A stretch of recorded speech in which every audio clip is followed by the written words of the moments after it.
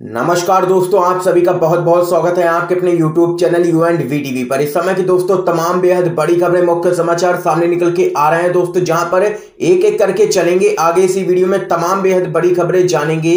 लेकिन उससे पहले दोस्तों आप लोगों से एक छोटा सा निवेदन है कि अगर आप लोग भी जबरदस्त तरीके से खुल करके देश भर में नफरत फैला रही गोदी मीडिया का विरोध करते हैं तो आप इस वीडियो को लाइक करके चैनल को सब्सक्राइब करके बेल के आइकन को जरूर दबा दीजिए दोस्तों, और कमेंट बॉक्स में कमेंट करना बिल्कुल भी मत भूलिएगा। जय हिंद जय भारत। दरअसल दोस्तों पहली बड़ी खबर सामने निकल के आ रही है। कृषि कानूनों के खिलाफ पंजाब विधानसभा में प्रस्ताव हुआ है पेश, नया अध्यादेश ला करके एमएसपी शामिल करने की मांग। आप लोगों को दोस्तों बताते चले, पंजाब समेत देश के अलग अलग हिस्सों में कृषि कानूनों के खिलाफ जारी प्रदर्शन के बीच पंजाब विधानसभा में कृषि कानूनों के खिलाफ प्रस्ताव पेश कर दिया गया है। राज्य के मुख्यमंत्री कैप्टन अमरिंदर सिंह ने सदन में प्रस्ताव पेश किया है। प्रस्ताव में केंद्र की मोदी सरकार के द्वारा लाए गए तीनों ही कृषि कानूनों की काफी आलोचना की गई है। प्रस्ताव में केंद्र सरकार से अपील की गई है कि वह एक नया अध्यादेश लाए जिसमें एमएसपी को शामिल किया जाए। इसके अलावा सरकारी एजेंसियों की प्रक्रिया को भी इसमें मजबूत बनाया जाए। प्रस्ताव में इस बात को शामिल किया गया है कि अगर किसान को एमएसपी से नीचे फसल देने पर मजबूर किया जाता है तो ऐसा करने वाले को 3 साल तक की जेल हो सकती है। साथ ही अगर किसी कंपनी या व्यक्ति के द्वारा किसानों पर जमीन फसल को लेकर के दबाव बनाया जाता है तो भी जुर्माना और जेल का प्रस्ताव लाया गया है कांग्रेस की सरकार की तरफ से। पंजाब के सीएम कैप्टन अमरिंदर सिंह ने विधानसभा में प्रस्ताव पेश करते हुए कहा है कि तीनों कृषि कानूनों के अलावा इलेक्ट्रिसिटी बिल में जो भी बदलाव केंद्र की मोदी सरकार ने किए हैं वह किसानों और मजदूरों के खिलाफ है। उन्होंने कहा है कि इन बदलावों से पंजाब ही नहीं बल्कि हरियाणा और पश्चिमी उत्तर प्रदेश पर भी इसका असर पड़ेगा। सीएम कैप्टन अमरिंदर सिंह ने सदन में सभी से अपील करते हुए कहा है कि राजनीतिक दलों को इस मुद्दे पर एकजुट होना पड़ेगा। तो यहां पर दोस्तों आप लोग देख सकते हैं कि केंद्र के कृषि कानूनों के खिलाफ पंजाब विधानसभा में प्रस्ताव कर दिया गया है पेश। एमएसपी को लेकर के बनाया अगर दबाव तो होगी जेल। ये यहां पर दोस्तों बेहद बड़ी खबर सामने निकल के आई है। इसके साथ ही एक और बड़ी अपडेट दोस्तों आप लोगों को बताते चलें। बिहार चुनाव में पहले चरण के मतदान से पहले एनडीए को लगा है बहुत बड़ा झटका। बाहरी उम्मीदवार के खिलाफ जेडीयू में हो चुकी है बगावत। मुजफ्फरपुर के सभी नेताओं कार्यकर्ताओं का सामूहिक इस्तीफा। जी हां दोस्तों आप लोगों को बताते चले, बिहार चुनाव में नित नए राजनीतिक जोड़ तोड़ नजर आ रहे हैं। सत्ता विरोधी लहर का सामना कर रही मुख्यमंत्री नीतीश कुमार की जनता दल यूनाइटेड यानी कि जेडीयू को करारा झटका लगा है। मुजफ्फरपुर में पार्टी के सभी स्थानीय नेताओं और कार्यकर्ताओं ने एक साथ इस्तीफा दे दिया है जेडीयू से। ये नेता और कार्यकर्ता मुजफ्फरपुर जिले की सकरा सीट से बाहरी उम्मीदवार अशोक कुमार चौधरी को टिकट दिए जाने के खिलाफ हैं। अशोक चौधरी पिछला चुनाव कांती सीट से निर्दलीय के तौर पर जीते थे। जेडीयू के कार्यकर्ता इस बात से नाराज है कि पार्टी कार्यकर्ता लगातार मेहनत कर पार्टी को मजबूत करने की कोशिश कर रहे हैं, लेकिन जमीनी नेताओं और कार्यकर्ताओं की अनदेखी कर बाहरी उम्मीदवार अशोक चौधरी को टिकट दे दिया गया। चौधरी को उम्मीदवार बनाए जाने के खिलाफ स्थानीय नेताओं और कार्यकर्ताओं ने प्रदर्शन भी किया था, लेकिन पार्टी के शीर्ष नेतृत्व ने उन्हें अनसुना कर दिया। जिसके बाद यहाँ पर देख सकते हैं कि एनडीए को झटका देते हुए मुजफ्फरपुर के सभी नेताओं और कार्यकर्ताओं ने दे दिया है सामूहिक इस्तीफा। इसके साथ ही दोस्तों एक और बड़ी खबर जान लेते हैं। बिहार चुनाव, नीतीश कुमार की सभा में चोर चोर का नारा, मनरेगा के पैसे को लेकर के किया है एक युवक ने जमकर के हंगामा। आप लोगों को दोस्तों बताते चलें, बिहार में चुनाव प्रचार अभियान लगातार जोरों पर है। इसी क्रम में सीएम नीतीश कुमार समेत कई बड़े नेता लगातार चुनावी अभियान में जुटे हुए हैं। इस बीच सीएम नीतीश कुमार की एक जनसभा में असहज स्थिति बन गई और उनको फजीयत का सामना करना पड़ा। दरअसल नीतीश कुमार बिहार के औरंगाबाद जिले के रफीगंज इलाके में एक जनसभा को संबोधित कर रहे थे। जब नीतीश कुमार मंच से भाषण दे रहे थे तभी लोगों की भीड़ में एक व्यक्ति जोर जोर से चिल्लाने लगा कि नीतीश कुमार चोर है, नीतीश कुमार चोर है, मनरेगा का पैसा खाया है इसने। ये यहाँ पर नारे लगाए हैं एक व्यक्ति ने नीतीश कुमार की जनसभा में, और उनको काफी फजीयत का सामना करना पड़ रहा है क्योंकि ये वीडियो अब सोशल मीडिया पर काफी वायरल हो चुका है। इसके साथ ही दोस्तों एक और बड़ी खबर सामने निकल के आ रही है। बिहार में महागठबंधन की तरफ से मुख्यमंत्री पद के उम्मीदवार तेजस्वी यादव का बीजेपी पर जोरदार हमला। कहा विश्व की सबसे बड़ी पार्टी में बिहार के लिए एक भी सीएम कैंडिडेट नहीं है। आप लोगों को दोस्तों बताते चलें, बिहार विधानसभा चुनाव में जैसे जैसे वोटिंग की तारीख पास आ रही है वैसे वैसे पार्टियों ने एक दूसरे पर हमले तेज कर दिए हैं।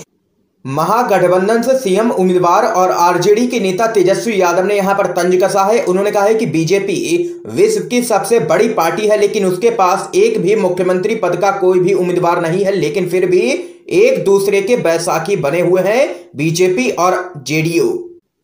तो वहीं इससे पहले आरजेडी सुप्रीमो लालू प्रसाद और नेता प्रतिपक्ष तेजस्वी यादव ने पलायन और शिक्षा को लेकर के राज्य की नीतीश सरकार को घेरा। दोनों ने पलायन के लिए मौजूदा सरकार को सीधे तौर पर जिम्मेदार ठहराया। लालू प्रसाद ने एक कार्टून को टैग करते हुए ट्वीट किया है कि हर दूसरे घर से बिहार वासियों को पलायन के लिए मजबूर करने वालों को खदेड़िए और बिहार में ही रोजी रोटी की बात करने वाली सरकार को चुनिए। ये यहां पर दोस्तों देख सकते हैं कि तेजस्वी यादव और लालू प्रसाद यादव ने जोरदार हमला बोला है बिहार की सरकार पर। इसके साथ ही दोस्तों एक और बड़ी खबर सामने निकल के आ रही है। दुनिया के सबसे ताकतवर देशों की सूची से बाहर हुआ भारत, मोदी सरकार की एक और कामयाबी। जी हां दोस्तों, हर साल जारी होने वाली दुनिया के सबसे ताकतवर देशों की सूची में इस साल भारत को जगह नहीं मिली है। पिछले साल इस सूची का हिस्सा रहा भारत, अब इस सूची में नहीं है, यानी कि बाहर हो गया है इस सूची से। सिडनी स्थित लोवे इंस्टीट्यूट के द्वारा जारी सूची में भारत का स्कोर इस साल 40 से नीचे रहा है। पिछले साल भारत का स्कोर 41 था। इस सूची में जगह बनाने के लिए किसी भी देश का स्कोर कम से कम 40 होना चाहिए। आप लोगों को बताते चले, भारत सूची से बाहर इसलिए हुआ है क्योंकि नरेंद्र मोदी के राज में अर्थव्यवस्था पूरी तरीके से तबाह हो चुकी है।